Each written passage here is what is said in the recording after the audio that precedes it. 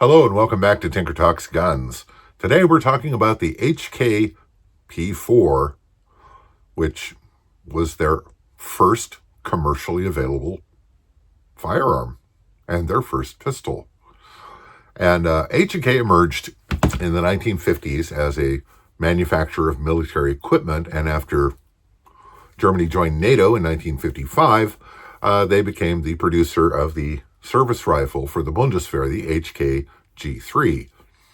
And they did rather well by that and began branching out into production of other firearms. In 1968, they introduced the P4, which the head designer, let me consult my notes, Alex Seidel, was the primary designer of the Mauser HSC before the war. And so this, the manual of arms is readily identifiable to anyone familiar with the HSC. But the gun is smaller, lighter, and used some very innovative manufacturing techniques.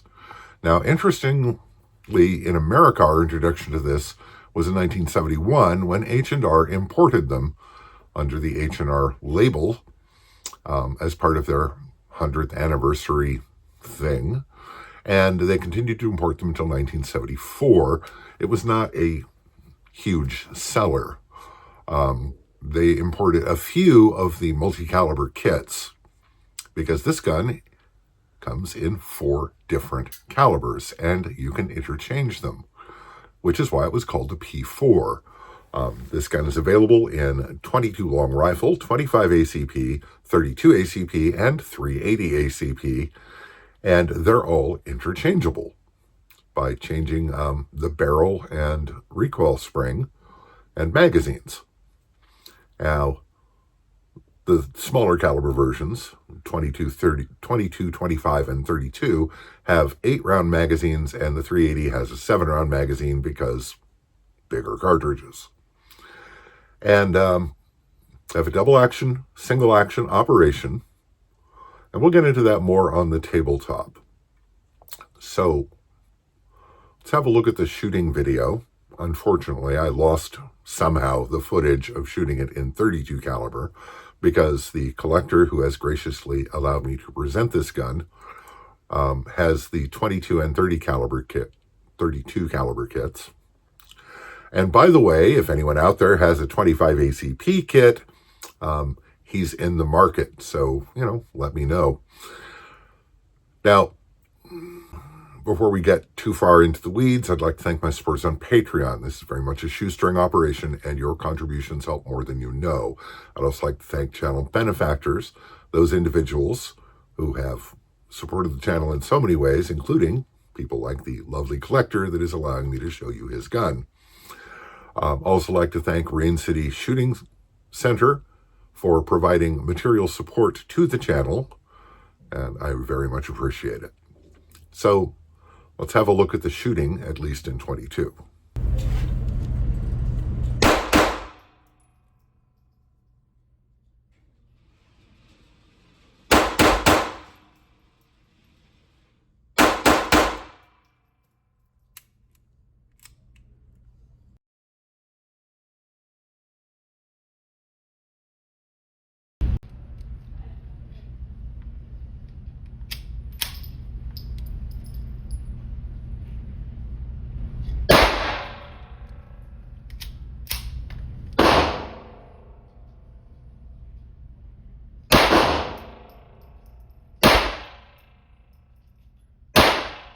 So, I have to say, in 22 caliber, this is a very pleasant gun to shoot, and it is very accurate. At 7 yards, I was shooting casually offhand. I was, shooting groups like this without a great deal of effort. So really nice when shooting single action. The double action trigger pull is, there's no other word for it, it's heavy. It is commendably smooth and pretty nice in operation, but it's heavy. And I can't tell you how heavy because my handy dandy Lyman trigger gauge only goes up to 13 pounds, and this is considerably more than that. Early examples, it was practically unusable according to most reports, with weights ranging from 20 to 22 pounds for the double action trigger pull. Now, this was less an issue than it might have been because of some of the features of the gun, which I'll show you on the tabletop. 32 caliber, this gun is snappy. It is very light for a gun its size. And I have never fired a 32 caliber pistol that was this snappy. And I don't want to shoot it in 380 because the recoil in 32, which is usually very mild, was as heavy as most small blowback 380s, which have a reputation for being snappy. How many times can Tinker say snappy in one video? Let's find out. You make it a drinking game. The construction of these is very interesting because while the HSC-like action is not terribly innovative, the manufacturing techniques were, because the slide has an outer casing that is pressed at under high pressure, basically kind of like stamping, but only like Godzilla doing stamping. And then they've pressed in these indentations which form the slide rails, and then the breech block is a separate piece that is placed and retained, among other things, by high temperature solder. And that may sound a little oddly flimsy, but it really isn't. They hold up very nicely. The frame is molded aluminum that uses a special high-pressure process. And these guns in Europe at the time were modestly priced and very durable and very good quality.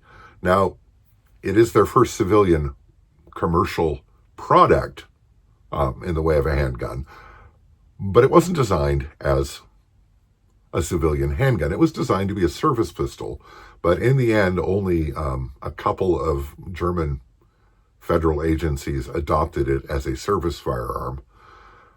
So most of its success was in the commercial area.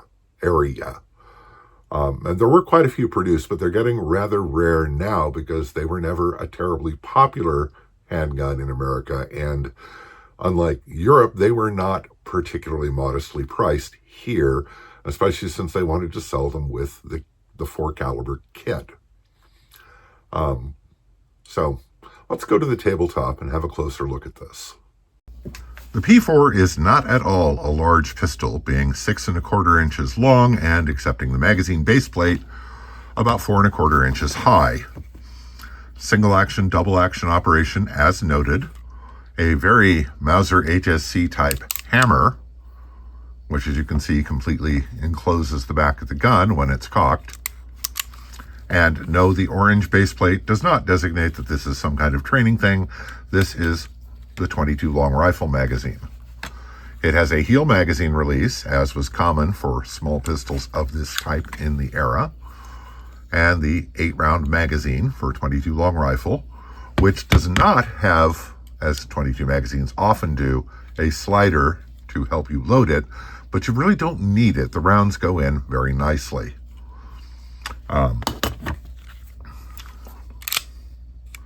Now, like the Mauser HSC and earlier Mausers, if you pull the slide back, the slide locks back. There is no external release. You can't slingshot it.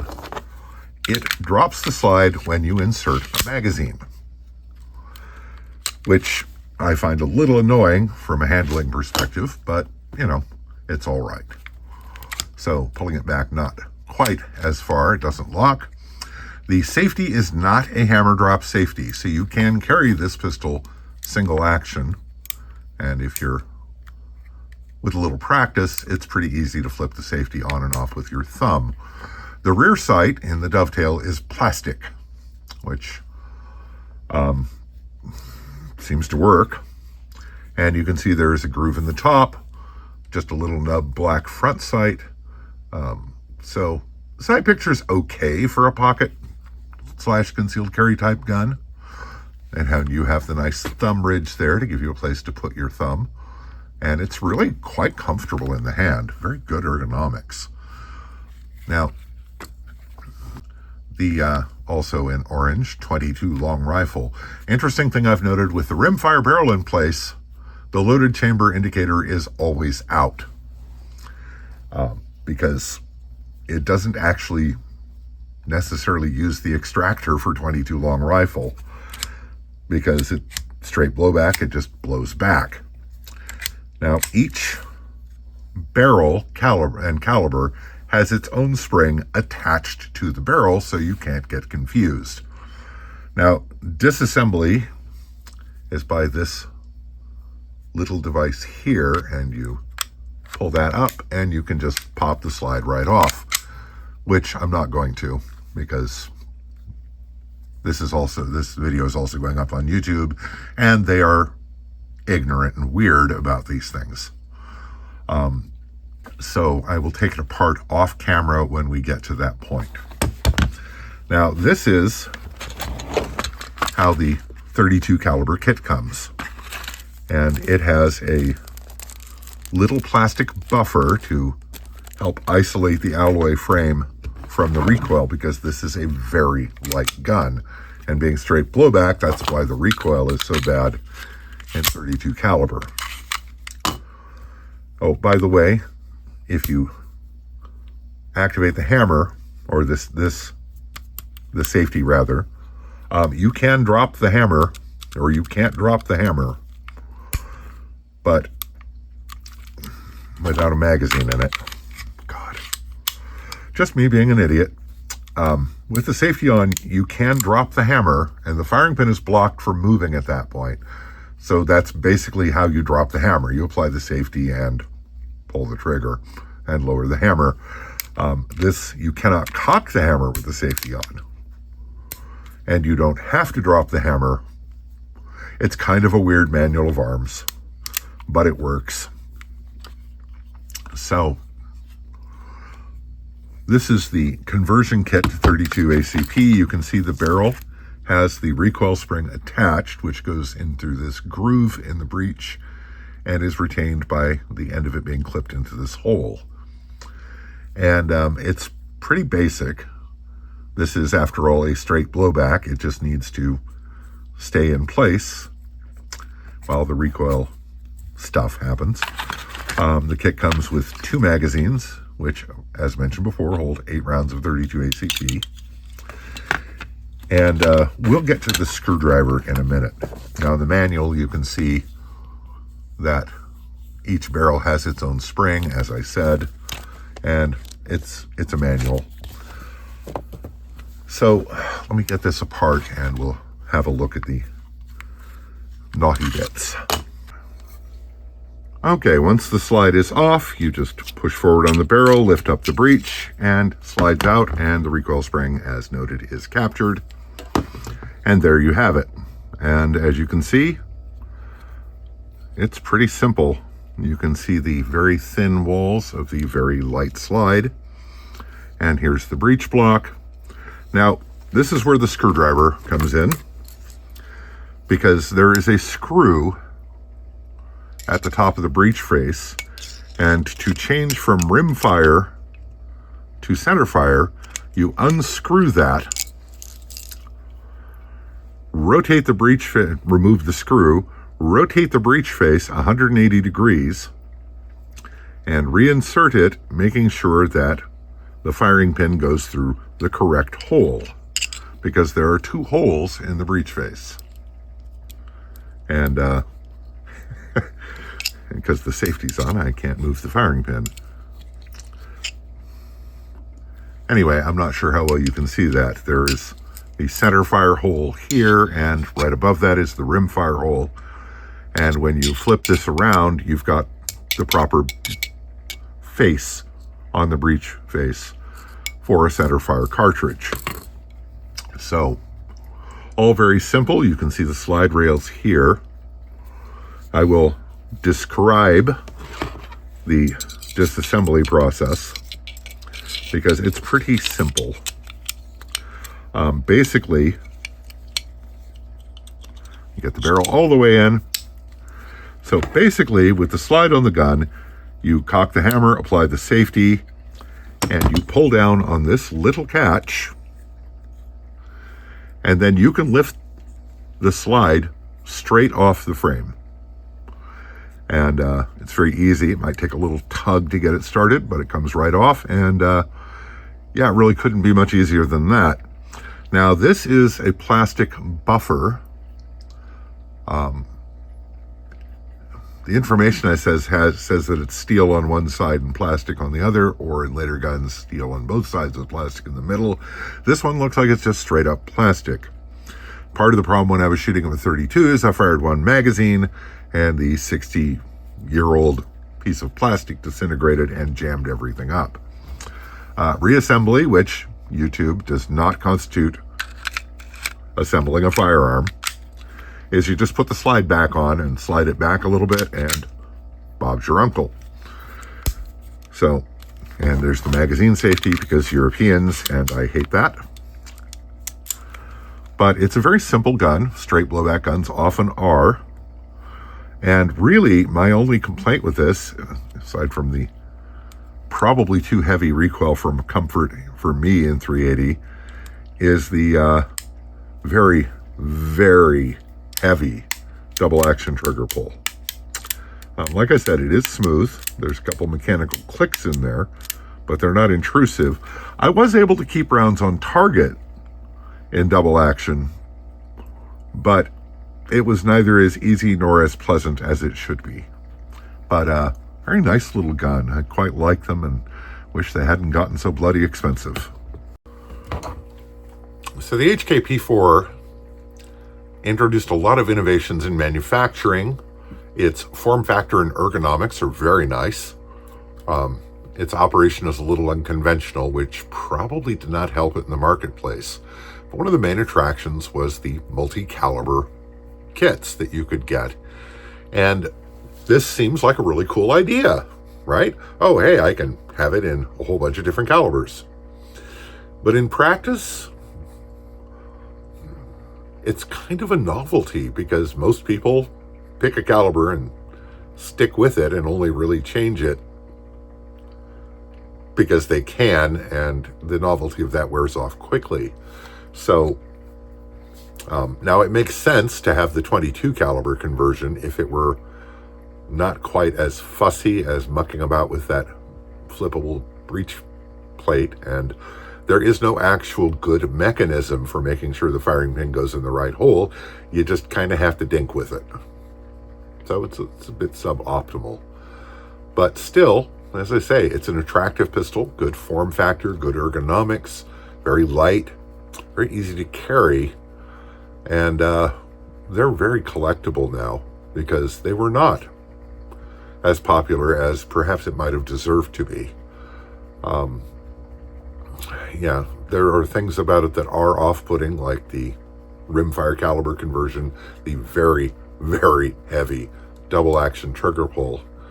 And in the US, they seem to, if I recall correctly from the 80s, they were kind of more expensive than PPKs and similar options for compact carry guns.